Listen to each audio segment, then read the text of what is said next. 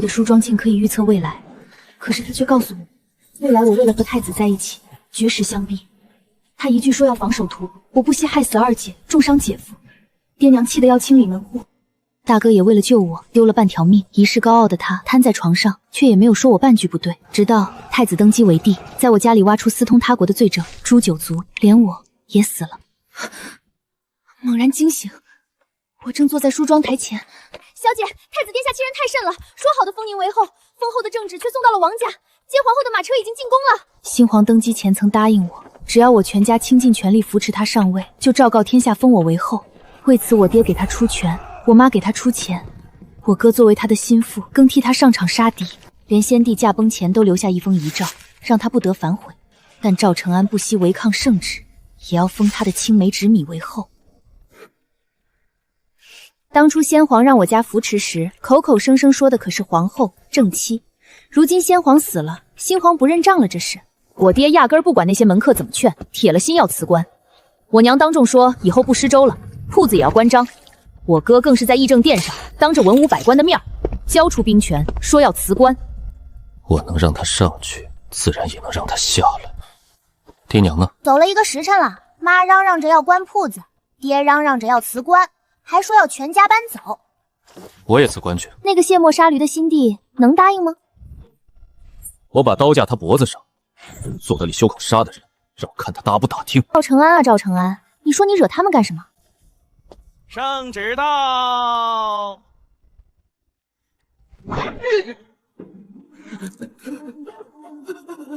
告诉赵承安，我妹妹绝不做妾，你只管回她就是。这不太好吧？具体的情形，我是听贴身丫鬟小翠说的。新皇气得够呛，还说大少爷这是要反了天啦。我嗑着瓜子说，我大哥要反早反了，不知好歹的蠢货。确实是不知好歹的蠢货。云生骂得对。太后娘娘怎么来了？小翠，去清茶来。不必这么麻烦，哀家过来主要是想让云生帮帮忙，劝劝陆大人和陆夫人。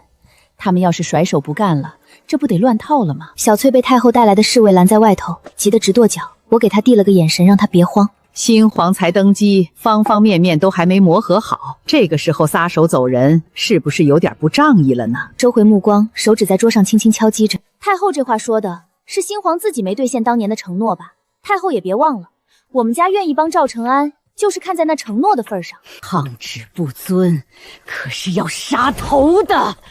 他赵承安敢砍我陆家的脑袋吗？还是太后您敢？3年前那场桃花宴上，你给我下药，不就是想让我跟太子生米煮成熟饭，好拿捏我陆家吗？可惜啊，我被我哥救走了，你没得逞。太后娘娘，这事儿我从来没跟家里人提过。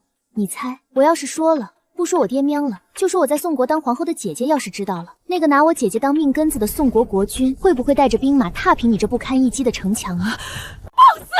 陆云生，你这是大逆不道，放肆！容我放肆？我也放肆了这么多回了，还差这一回吗？小翠，送客。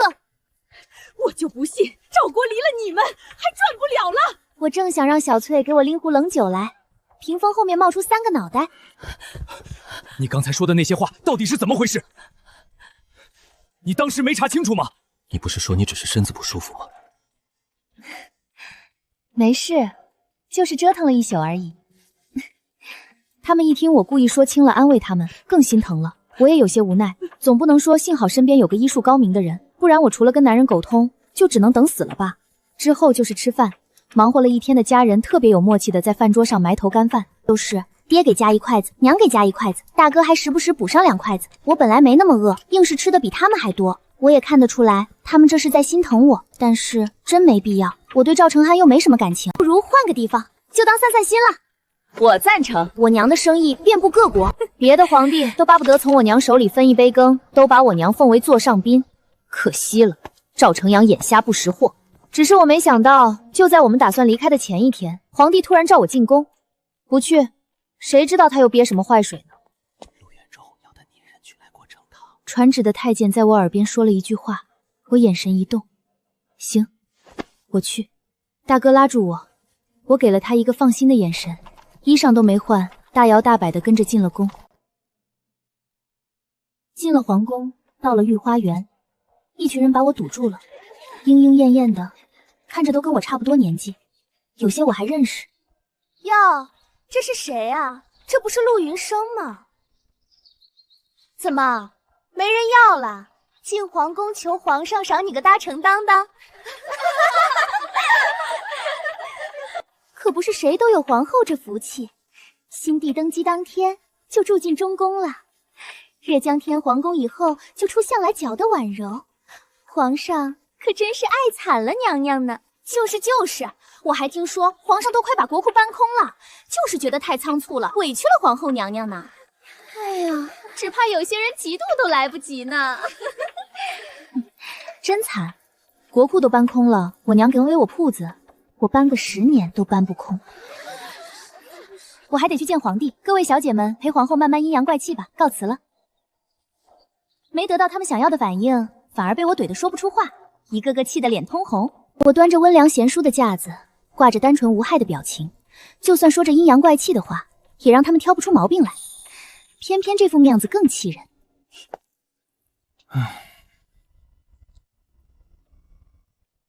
云生，你可算来了！你看大内现在都快揭不开锅了，你让你娘……皇上，您没清点过内库吗？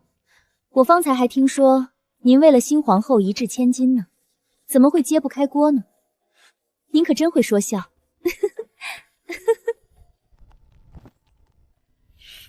一句话就把他要钱的路给堵死了，看他脸色一阵青一阵紫的，真是痛快。云生，你变了。你以前明明很听话的，也能体谅朕的难处，为什么现在变了？皇上，我想你应该很清楚，这一切都是建立在你答应那件事的基础上的。你要是没说过立后那话，笑死！哪个冤大斗会给你铺路？说的直白点儿，我爹娘都是在给我后半辈子的荣华福位铺路。云生，我能理解你不甘心，但这是我深思熟虑过的。陆家势力太大，再坐上皇后之位，恐怕会有人说功高债主，要参你们一本。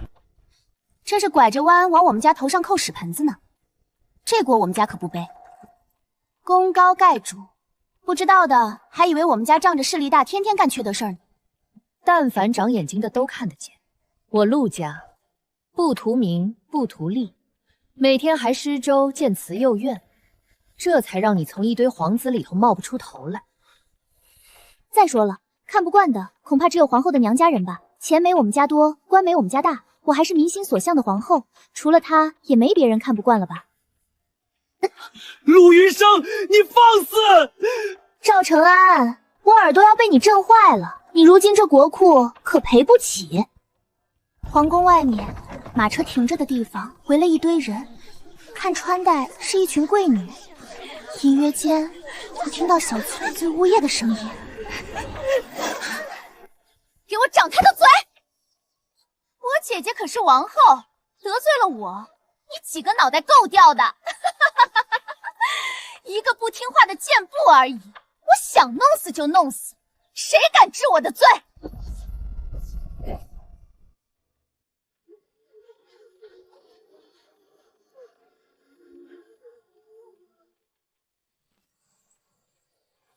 哟，这是谁呀？这不是贵妃陆云生吗？怎么，我教训人也敢管？既然你替我教训了丫鬟，那肯定有惊喜给你，就在今晚，希望你喜欢。废物，回家。下午，王婉柔酸她姐姐是王后的闲话，就传遍了整个京城。王家大门紧闭不出来，听线人说，王后娘娘派了贴身侍女回来，狠狠扇了王婉柔几巴掌，还让她跪祠堂跪3天3夜。哎呀，这不一不小心，我跟丫鬟说漏了嘴，丫鬟又跟别人说漏了嘴，没过多久，王后善妒的名声就传开了。与此同时，还有另一桩传言悄悄冒了出来。茶馆里头，一个说书先生当着众人的面说：“新进宫那位会巫蛊之术，会迷住新王的心。”真的假的？你这胡说可是要掉脑袋的！我怎么胡说了？我就来自西域，我就在西域见过他。你们怕是忘了，那位之前可是失踪过一阵子，回来没多久就直接去了呢。巫蛊之术，所有人都怕的武术，这是不祥之兆。瞬间人群就炸了锅，一传十，十传百，每个人添油加醋几句，谣言就一发不可收拾，闹得京城人心惶惶的。传开的当晚，一群大臣就涌进皇宫见见，整个皇宫都笼罩着低气压。去王后的寝宫查查，有没有一查便知。新王信誓旦旦的准备一雪前耻，结果还真挖出来一个巫蛊娃娃，上面还写着皇帝的生辰八字，没想到是真的。新王急火攻心，一口血喷出来，连夜叫太医。而王婉清也不知道怎么回事，倒地不起，查不出毛病，好像坐实了巫蛊的事。听到这个消息，我高兴的连扒了2碗饭，直呼痛快。太下饭了，太下饭了！慢点吃，一会儿噎着。爹娘则一脸宠溺地看着我，没数落我半句。第二天，一道恶心的懿旨就到了府上。陆小姐，皇太后召您进宫，您快跟咱家去吧。我还在睡梦里就被拽起来了。到了前厅，爹娘跟大太监已经剑拔弩张了。今天圣旨，明天懿旨，干什么他们想干什么？故意恶心我们家不成？陆公子这是哪里的话？皇太后最是仁慈了，而且拒旨可是要诛9族的。哼，拒了那么多次，他敢诛吗？皇太后生病，为皇太后娘娘侍疾，这可是荣耀。她皇宫里别的女眷都死绝了吗？轮到跟皇宫有过节的我女儿去宫里侍疾？荣耀个屁！他这是作践人，谁不知道我家云生体弱多病？你们皇家真有意思，坑了我们几个大人不说，现在连我女儿都要害死。我党之大人就是个不义之灵了。没事的，我去就是了。女儿希望爹娘和大哥好好的，女儿就算是死在皇宫，也不可惜。皇太后没有这么想啊，这叫什么事儿啊？我到底还是没进宫。我爹娘收拾东西，丫鬟在门口哭诉：这个世道，忠心耿耿的人要被逼得远走他乡，这算什么？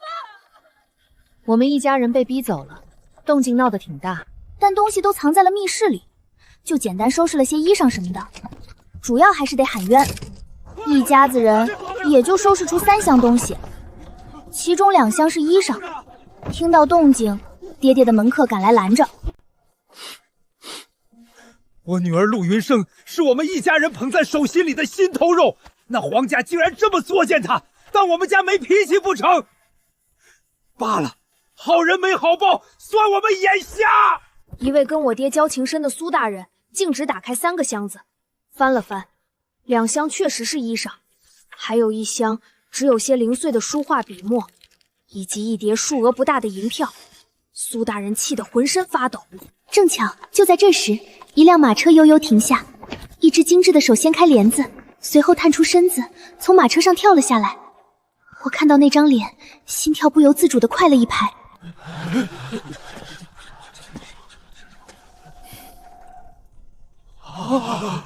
我没死，被人救了。我在回京的路上遇到一个人，就结伴把他带回来了。马车里又钻出一个女子，穿着红色劲装，比我高出半个头，脸上带着冷意。姐，他们都欺负我，他们欺负我！二姐回来给你撑腰了。大臣们一个个脸色难看，立刻告辞，纷纷直奔皇宫。我们家的人出了名的护短，尤其是我二姐。以前有个人造谣，说我小小年纪就爬了太子的床，又拿这个要挟太子，才有了婚约。当天晚上，那家人就失了火，所有人都逃出来了，只有那个人被绑在床上活活烧死了。他们也不敢声张，借口说失火，但还是有些人知道那是二姐干的。而我二姐嫁给了宋国国君，那国君爱她爱得死去活来，整个后宫就我姐姐一个人。我不过嫁出去8年，竟让他们都忘了我，看来确实该好好收拾收拾了。我姐姐在宋国的地位举足轻重，她只要知会一声，那个恋爱脑的宋国国君打赵国也不是不可能。二姐晚上就约了以前的好姐妹去酒楼，打听了确切的消息后，又让十公主5天后办赏花宴，把王后请去。十公主一摊手，皇上倒了，王后昏迷不醒，皇太后更是刚找了借口生病，这时候办是不是不太好？这是我都不舍得用的好药，给他们仨用上。为了打脸，二姐也是豁出去了。我在隔壁包厢听得真的。陆云生，我请你来不是听八卦的。刚才听得太入神，把五皇子给忘了。我轻咳一声，有些不好意思地摸了摸鼻子。那有什么事吗？救命之恩，按理说该以身相许，不知陆小姐意下如何？我暂时没有嫁人的打算。这还用问？我磨了磨牙。我猜也是，在下京城没地方住，陆小姐愿意收留在下些日子吗？那嫁人就暂时免了。行。说完，看见他得逞的笑意，我才后知后觉的反应过来上当了。怎么什么好事都让他占了？大丈夫一言既出，驷马难追，可不能反悔。我没好气的在桌下踩了他2脚解气，他也不疼，反而笑得更开心了。十公主的赏花宴没办成，中秋宫宴先来了。今年是皇帝登基的头1年，赵承安下令办的奢华些。这不是挺有钱的吗？装什么穷酸？就是，这不就是看云生好说话，欺负他吗？二姐轻笑一声，眼底酝酿着风暴。有二姐在，我就彻底放下心来。抱着糕点团在贵妃榻上吃得欢坏，陆府陆氏每年吐出一种奇特的家庭安全感。一声轻笑，我抬头望向是不知何时来的五皇子，他正坐在我的对面，眼睛里斜着言语。我立马把腿放下，脸上飘忽2抹红晕。五皇子好。陆小姐怎么一觉醒来还见外甥了？听到这话，数钱的老娘放下了银子，酝酿复仇大计的二姐坐直了身子，眼神在我和五皇子面前来回扫视，大厅气氛瞬间冷凝。陆云生缩在榻边，赵景恒则泰然自若，二姐的目光在2人之间疯狂移动。陆云生，你俩什么情况？我们2个什么都没有。你紧张什么？也没什么，也就是昨天惹恼了陆小姐，踩了我好几脚。对，就是这样。是吗？是。我藏在袖子下的2只手不断地交着，有点紧张。二姐把视线转移到了五皇子那里。五皇子，宫宴你可要去？不去。他又没请我去做甚？二姐眼底闪过锋锐的光芒。五皇子失踪许久，好不容易回来，皇帝竟然这般善妒，竟小气不邀五皇子参加宫宴。毕竟父皇还在世时，更加看好我。五皇子颇为赞同的点点头。五皇子要是无碍，恐怕陆家扶持的指点江山的霸气，也让宏伟的陆府大厅显得就是五皇子了。五皇子摇了摇头，眼眸看向我时带着我看不懂的情绪，反正看得我红了脸，错开了视线。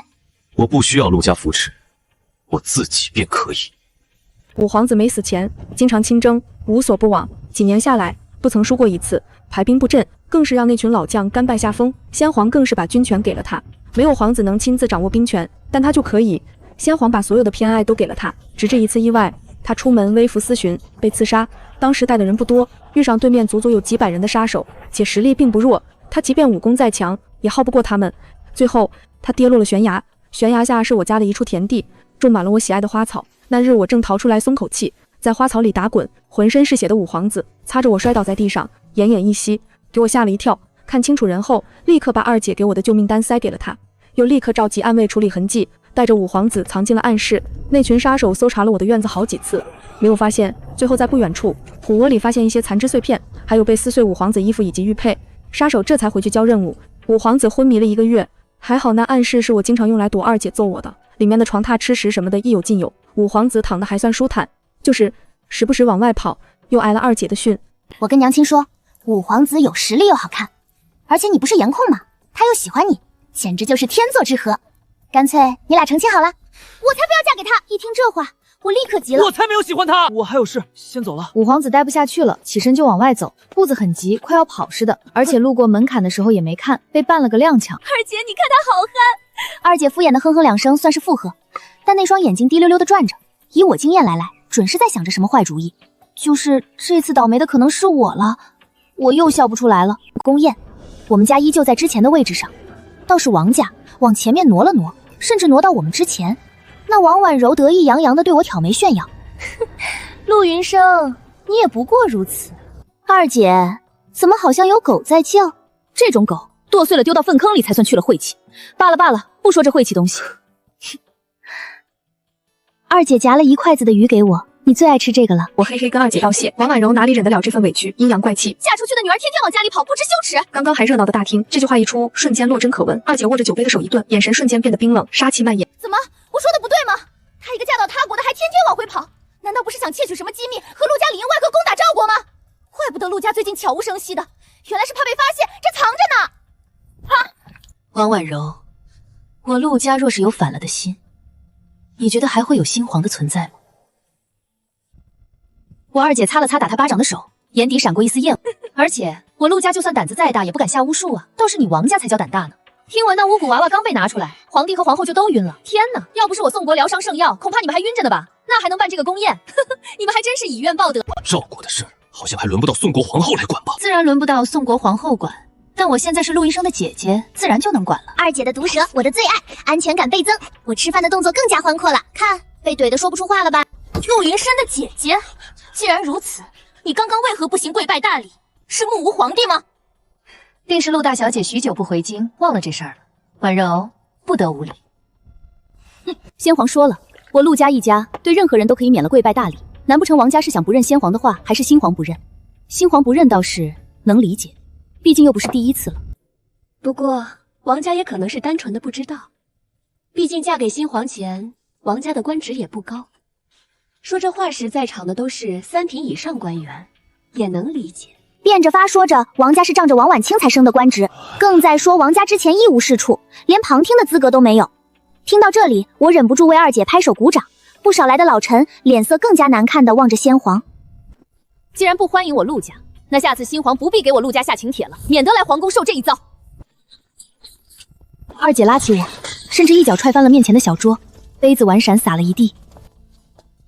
新皇，宰相肚里能撑船，你这皇帝肚量应该再大些。五皇子回京多日，昔日府邸不肯还也就罢了，连宫宴都不邀请。五皇子还真冤呢，要是没那一档子事儿，以后还真说不定呢。留下一句让人面面相觑的话，便领着我一路畅通无阻的出了宫。上了马车，我瘫到车子上，松了一口气，太解气了。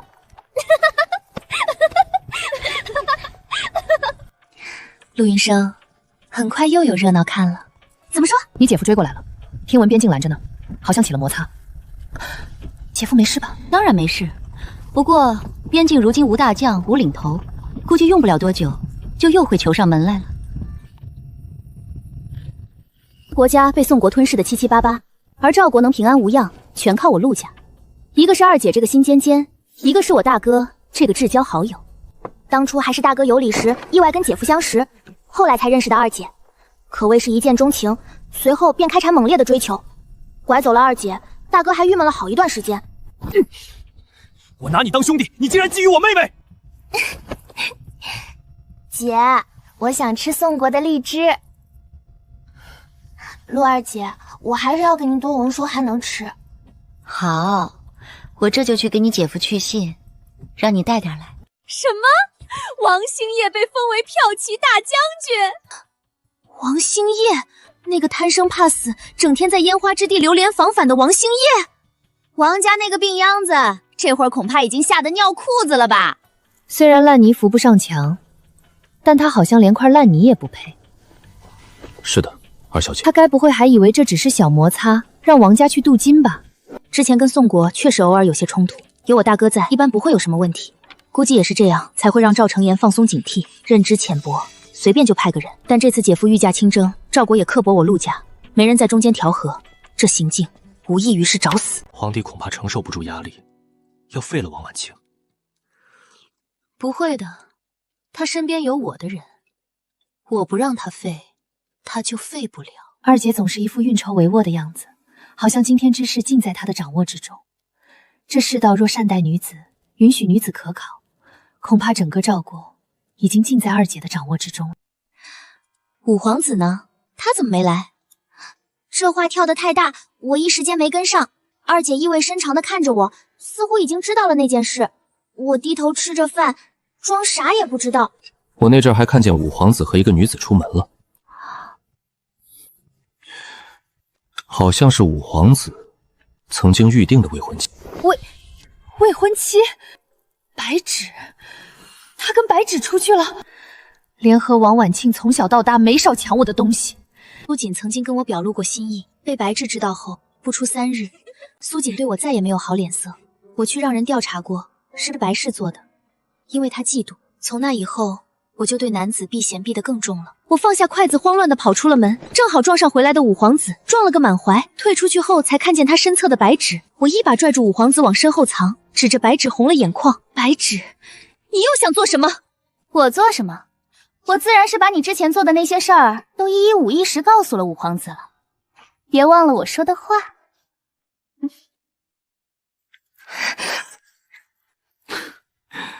怎么这么生气？哎，你凑什么热闹？这是怎么回事？你小妹吃醋了，这是好事儿，不然他们俩这撅嘴葫芦什么能开口啊？我陆云生从来没做过坏事，那白芷就是嫉妒我，你千万别信他的话。不行，有问题要解决。他跟你说了什么？我要给你解释清楚。我知道。他说你喜欢我很久了，要不是他家从中插一脚，当年婚制定下来的就是你。还有呢？还说他如今也已经有了心仪之人，他找我是来商议退婚约的，毕竟他也老大不小了，等不起了。还说我失踪的这几年，你虽然看起来是赵承安的未婚妻，但一旦有人说我的坏话，你第一时间就会上去揍人。美其名曰是护着皇家颜面，但他总觉得你是在公报私仇。白芷，你怎么背着我偷偷改邪归正了？冲动真是不可取，不可取啊！这下怎么办？脸热得厉害。那个，我还有事，我还没吃饱，你自己去玩吧。突然没了底气，我脚步匆乱地推开门要跑，一只脚正要迈出去，整个人突然一个腾空，五皇子一脚踹关门，将我往椅子上一按，突如其来的靠近。陆云生，你是不是吃醋了？我忘记我怎么出的房间，只记得五皇子的那张脸，诱惑得我支支吾吾把老底交代了个底朝天。我10岁那年，因为贪玩跑到了山上，却因为疏忽摔进了一个捕猎的坑。当时五皇子也是气性大，比我大3岁。先帝催他相看合适之人，他不愿意，便一个人跑到城外散心，正巧救了我。我永远也忘不掉他将满身是血的我从坑里抱了出来，身上裹着他的衣裳，一路飞奔到他城外的别院里。别走！依稀记得自己还发着高烧，拽着那救命恩人就不肯让他走。等再次清醒是3天后了，他愣是请了3天的假，陪了我3天。醒来时的第一句，他说的是：“你这小丫头好大的力气，拽得我怎么也弄不开。”后来我跟五皇子学，他哼哼着说：“哪里是拽不开，我分明是舍不得。我看到你的第一眼，就觉得你又小又可怜，于心不忍。后来不知为何，又觉得你很可爱，舍不得走，便纵着自己的性子，陪了你3日。只记得那日起，一颗暗恋的种子悄无声息地埋下。以后的几年，时常见到五皇子，直到他意外去世，我查出罪魁祸首，便有了以后的计划。小姐，二小姐让我来提醒您一下，别太放肆。毕竟还没嫁人，要收敛点儿。后面的话声音越来越低，咯吱，哼。小翠傻眼地看着被丢出来的五皇子，幽怨地望着他自己，缩了缩脖子，望着天，装作什么也不知道的样子。五皇子气笑离开了。1个时辰后，我挨不住饿，让小翠偷偷去厨房拿了点吃的，在屋里开小灶偷吃时，皇宫派人来要百年人参，原因是王星夜危在旦夕，需要百年人参吊命。我爹气笑了。什么？你再跟我说一遍，你要什么百年人参？给谁？给那个临阵脱逃的畜生！你们要不要脸？什么东西都抢，他王家是劫匪吗？什么惦记，什么都想要。我陆家被你们都吸血吸光了，想要人参？没有。百年人参是陆家祖传的宝贝，我们自己都不舍得用，珍存着，小心翼翼地供着，这是救命的东西。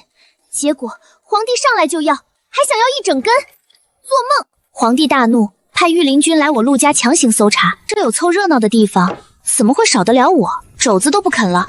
我匆匆忙忙就去了门口，双方火把相望，屋外已经被御林军围住。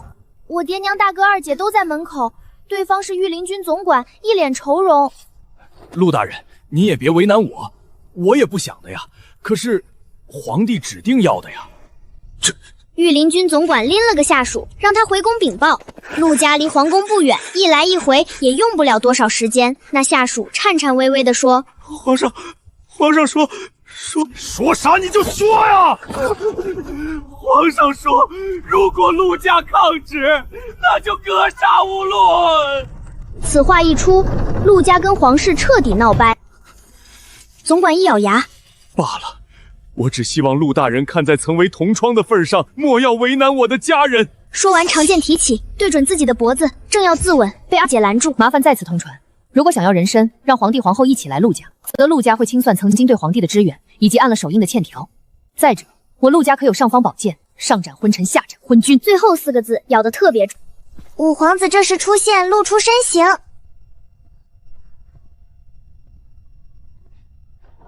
我跟你一起回去。五皇子，您……我跟你一起回去。我悄悄地上前，拽住了二姐的小手指，担心。二姐给了我一个安心的眼神。很快，御林军接到信号，全部撤退。次日，五皇子府邸重新落到他的手里，并且封了官职，摄政王。听我爹说，赵承安的脸色那一大早就没好过。五皇子还当众训斥他违背先帝的教训，忤逆不孝，帽子扣了一个又一个，文官武官都快把他的鼻子骂歪了。我笑得前仰后合。那王星夜呢？怎么处理的？我爹听到这个，罕见的沉默了下。王婉清将他保了下来，只不过贬职，罚俸3年，闭门思过5个月。闭门思过5个月，这是给王星夜养伤的吧？那些武官气得集体上表辞呈。还是摄政王出来稳住局面，直接让人把王星夜抓进上朝的大殿，将他射杀，才平息了武官的怒火。毕竟摄政王曾经跟他们出生入死，他们是认摄政王的。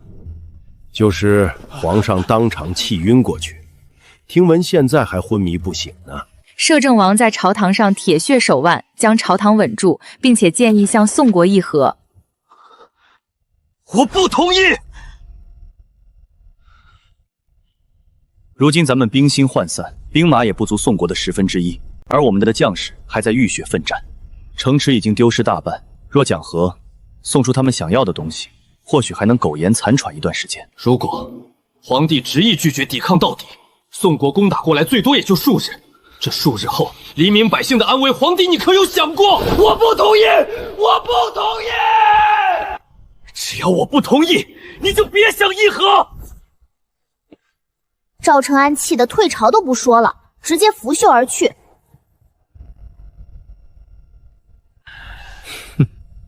这大概是最短的继位皇帝了。砰！好似是重物踹翻到地上的声音，一众元老纷纷摇头。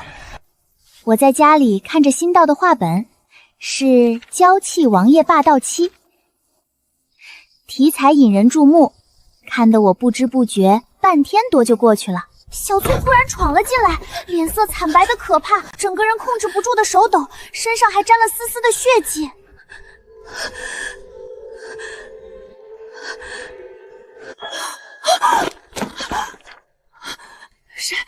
谁出事了？声音带着一丝我自己都不曾察觉的发颤。是摄政王！我刚刚出去采买，看到摄政王的贴身小厮奄奄一息的爬着要去医馆。小厮说是摄政王中了毒，快没命了。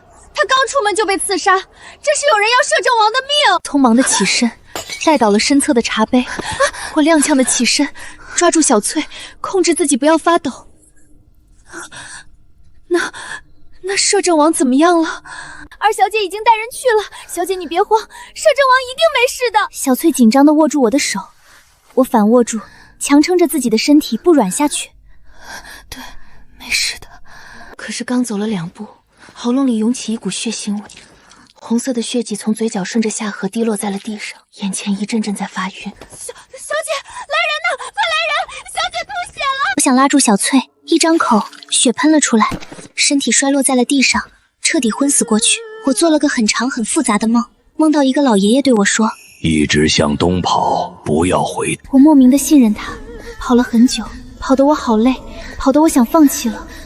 隐约间有一抹光亮，我对着那光亮拼命跑去，光亮越来越大，直至我穿透过它。呼！我猛然惊醒，大口大口的喘气，眼睛瞪得很圆，整个人身体紧绷。陆云生，你终于醒了！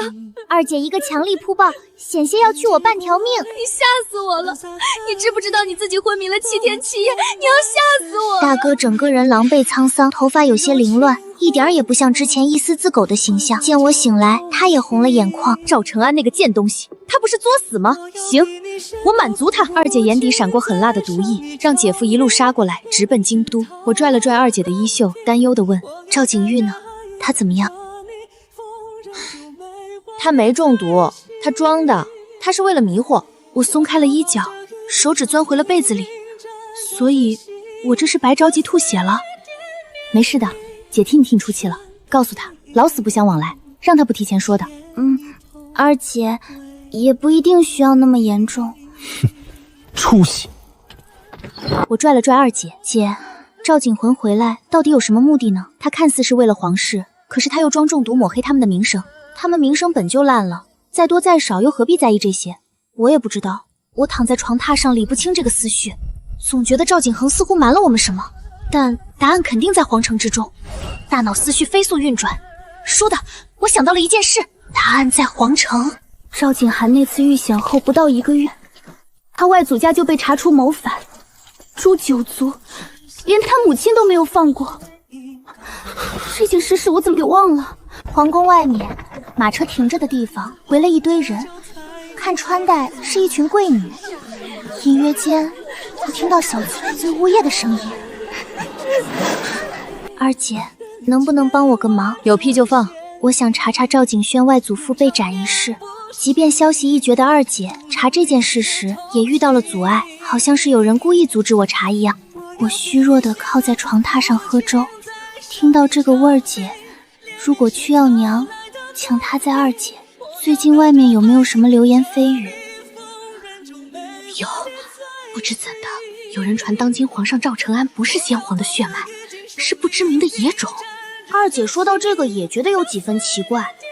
赵承安和先皇长得很像，那就不是不知名的野种，而是先皇平辈的皇兄。现如今还有个老王爷在世，当年太后还是皇后时，为了帮助他登那个后位，老王爷可谓是无所不用其极。那么这一切就通。前天你还在昏迷，有人行刺太后，太后可能受到了惊吓，时而清醒，时而疯疯癫癫的，天天做噩梦。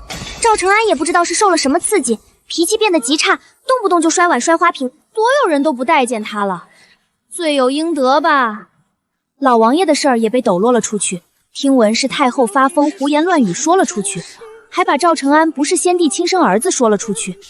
赵承安不是先帝亲生儿子。这一下朝野动荡，但也无法追根究底，也无法跟先皇去滴血验亲。没关系，不还是有老王爷吗？老王爷拒绝，还说自己的名声受到了污蔑。污蔑！他这一辈子只有老王妃一个妻子，没有侍妾。这一下子出了个私生子，他不能接受。这些胡诌的，你们也不怕烂舌臣？我妻子身体本就不好，再乱说，小心本王不留情面。说的有情有义，不出一刻钟就传到了太后耳朵里，自然是添油加醋版本。当时还在太医在，太医一针下去，太后清醒了很多，又听到了消息，整个人气得浑身发抖，拿起鞭子直奔老王爷那里。让人踹开了门，就要抽老王爷，可真是劲爆！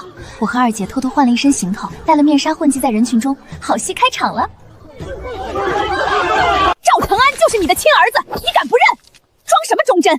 谁不知道你背后玩的多花？地下室里恐怕还有你藏的美人吧？老王爷到处躲，他最好名声，不然也不会要立一个独一无二、很罕见的人设。你是不是疯了？你疯了去看病，来我这里撒什么泼？当时睡老娘说要让你的儿子当皇帝时，怎么没见得说我疯？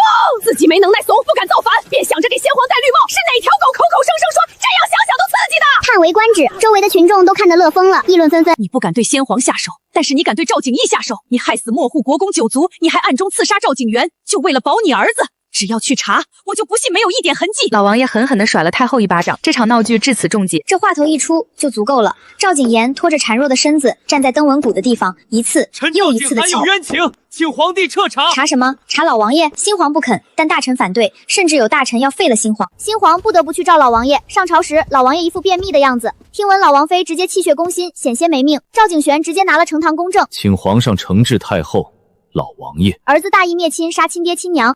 赵景玄，你到底想怎么样？你非要逼死我吗？你为什么回来？自从你回来，可有一件好事？你就是个扫把星！你害死了你全家不说，还要坑害我！不敢了，宋国杀过来了！皇帝，听说你最爱记仇，一个不如意就要别人去死，对吗？难道不是殿下一意孤行，欺辱陆家，这才没人为你镇守边境吗？这明明是你咎由自取啊，怎么能怪我呢？不过我也已经能够想象到，那些史书是如何描绘你的，不是暴君，不是明君，而是一团烂泥扶不上墙的废物。废物！赵景涵说着说着笑出了声，一群士兵闯进了皇宫，畅通无阻。姐夫更是一脚踹翻了赵承安，没能耐还作妖，废物东西！这一脚怨气很深。如果不是他作妖，姐姐也不会千里回家，更不会让他独守空房这么久。大臣们被清散出去，关在一个房间里，只留下赵承安、太后、老王爷还有王婉清。王婉清看到摄政王的那一瞬间愣住，随后明白过来什么，哈哈大笑。原来是你！我明白了，是你！你故意的，你故意教我蛊术，让我给赵承安下蛊，你就是想回来报复，是不是？赵景霄，你真恶心！巫术不存在，但是蛊术存在，而赵景行怎么会的，自然是我教的。我从暗中走了出来，一步一步来到王婉清的面前，看着这场闹剧，捏着她的下巴。王婉清，你看，你还是比不过我，你永远是败的那条狗。我学蛊术是因为我的体内被下了一只蛊，所以体弱。因为找不到母蛊，父母便想着发的学点蛊术让我制衡，而这蛊就是王婉清给我下的，因为他下过，所以遇到时他没有丝毫犹豫的就信了。赵承安这个废物东西，我早就不想要了。你不是挺喜欢的吗？我赏给你，怎么样？开心吗？我笑了，又看向怔怔望着我的赵承安。噩梦怎么样？失控怎么样？被我下药的滋味很好受吧？不然你怎么能一而再再而三的给我下药呢？有一次险些让他得逞，事后还在跟那些人开我的玩笑，甚至造谣。要不是我及时发现，指不定现在人怎么传呢。我的报复心很重，赵承安，你的好日子要来了。姐夫铁血手腕，愿意投降就留下，若不愿意，还从中挑拨的。刀刃闪过锋利的光，刚刚还骂姐夫无耻的，嘴还没合上，就如同破败的风筝无力滚落到地上。姐夫漫不经心地擦着长剑，嗓音里沁着寒意。朕也没那么有耐心，要死就自己死，少在朕的耳旁吼晦气。一瞬间，所有人尖声，大气都不敢出。姐夫手下大将喊他有事，姐夫高冷地嗯了一声，让他处理这些人，便踱步离开。实际上是姐夫跟将军的暗语，他懒得处理，直接跑路。我家成了姐夫临时办公地，一进门，大门一关，姐夫就一改高冷祥态，飞一般的速度直接扑向二姐。哎呀，夫人，我好想你！啪嗒，坐在一旁的我看到这一幕，还没剥好的核桃掉落到了盘子里，发出清脆一声。你干什么？小妹还在这里呢。小妹，你看，二姐真的变得温柔了。之前哪一次不是指名道姓的，还小妹？哟，这话我也就只敢在心里想，说出来会挨揍。还不走？你也好意思？哦，我那尾音拖得老长，满是揶揄。给你带了荔枝，还带了俩厨子，你让他给你做好吃的去，赶紧去。一听到这个我就不磨蹭了，立马跳下小榻，还贴心的给关上了门。厨子！想到这里，我口水都流出来了。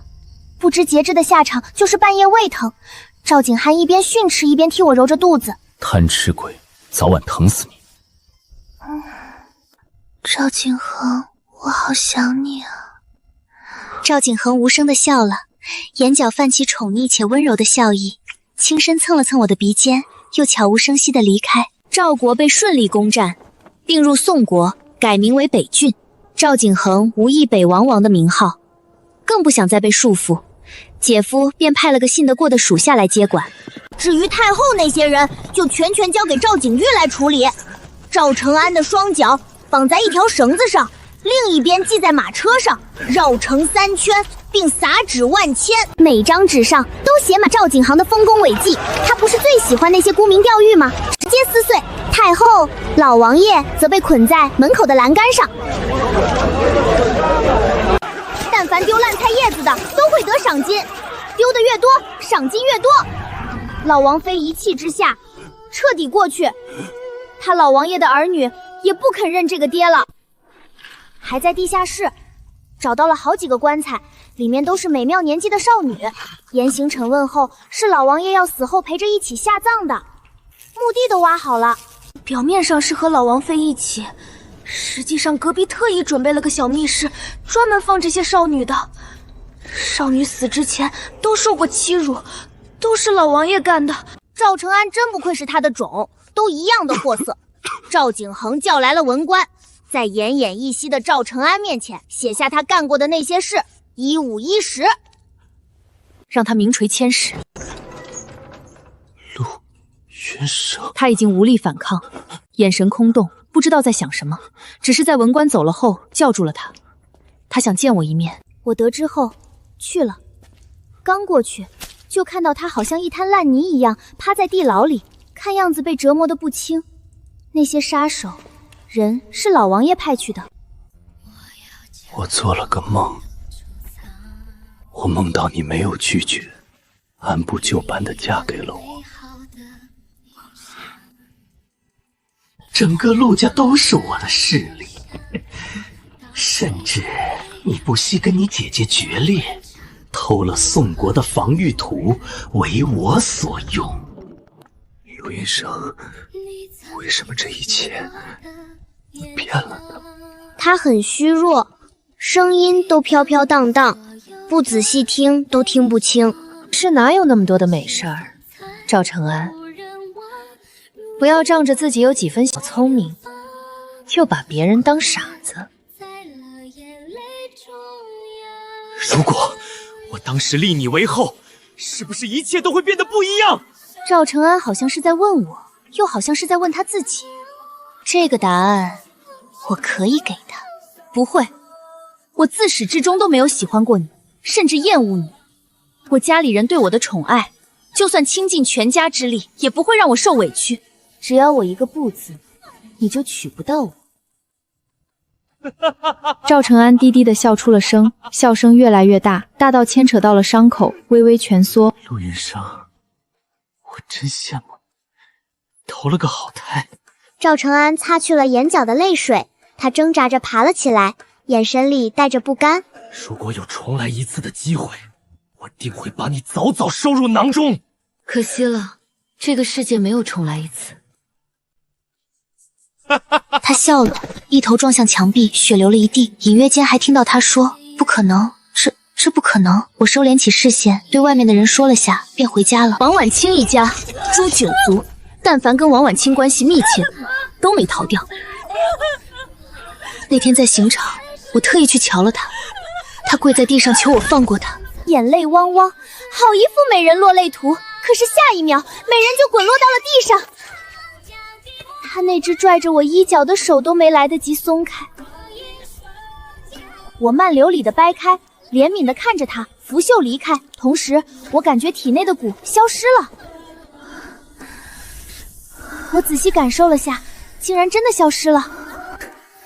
原来母蛊就在王婉清身上，当时她不过是被人挡枪使的废物，原来她也中了招。等事情清理的差不多后，姐夫便黏着姐姐回家嘛，该回家了。大哥额头上的青筋狂跳。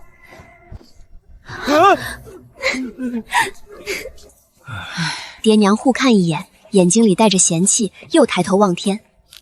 我最不受影响，吭哧吭哧吃着荔枝，冰冰甜甜的，好吃。自从身体好了，我便开始撒了欢的玩，这儿跑跑，那儿跳跳，什么都想尝两口。若不是赵景轩拽着我，恐怕医馆的药材都要啃两口。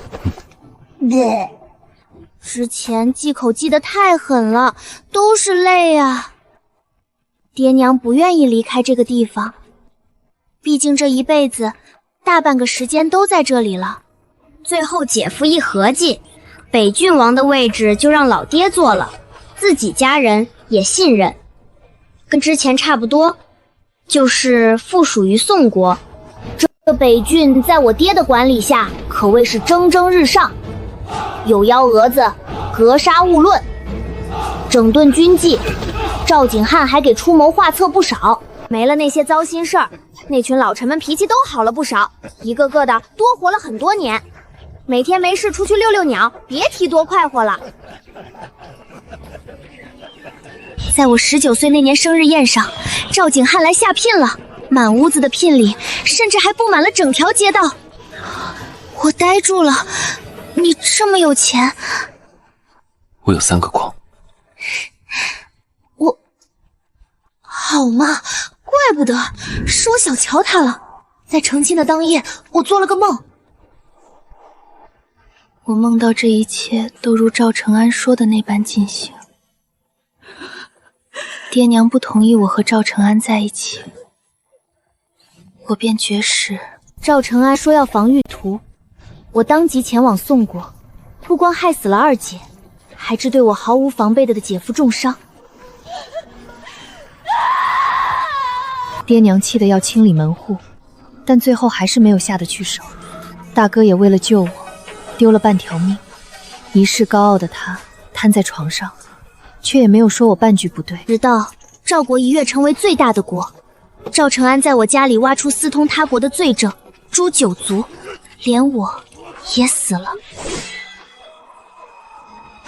等我死后，好像清醒了一般，看着曾经的疯癫举动，感觉到好陌生。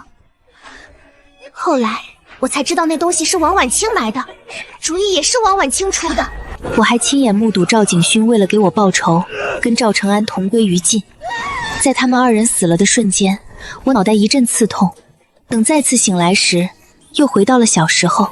一遍又一遍的循环，第2次时而清醒，这次带着记忆想做出反抗，可是每次反抗，浑身止不住的剧痛，骨子里进出的疼痛，被利箭射穿，再次循环，一次又一次。我忍痛的能力越来越强，直到后来会短暂的失控，并且开始布置。直到一次夜景，我发现王婉清在发疯一样对空气自言自语。我终于抓到你了。为什么他还会清醒？你干什么吃的？他不受控制，不受控制，你不会加强力度吗？我不管，我一定要坐上皇后的位置，我还要吸取陆云生的气运，他的气运是我见过最好的，我一定要占为己用。我一掌震碎了屋顶，这一世我学了武功，王婉清就是个废物，被我打得毫无还击之力。我说怎么不受控制，原来是你在搞鬼。差差点忘了你了。每一次，赵承安都是那个又蠢又坏之际，抽出随身携带的匕首扎进我的心脏。这次又死了，反而透露出一种尘埃落定的心脏。可是下一次我发现，我没有了限制，我可以控制自己，不会再有发癫的举动。这一世，我终于可以好好的爱我的家人了。一阵轻微的摇动，将我从回忆梦中弄醒。是赵景环，他轻轻擦去我眼角的泪水。怎么了？没事，没事，都过去了，以后便诸事顺利。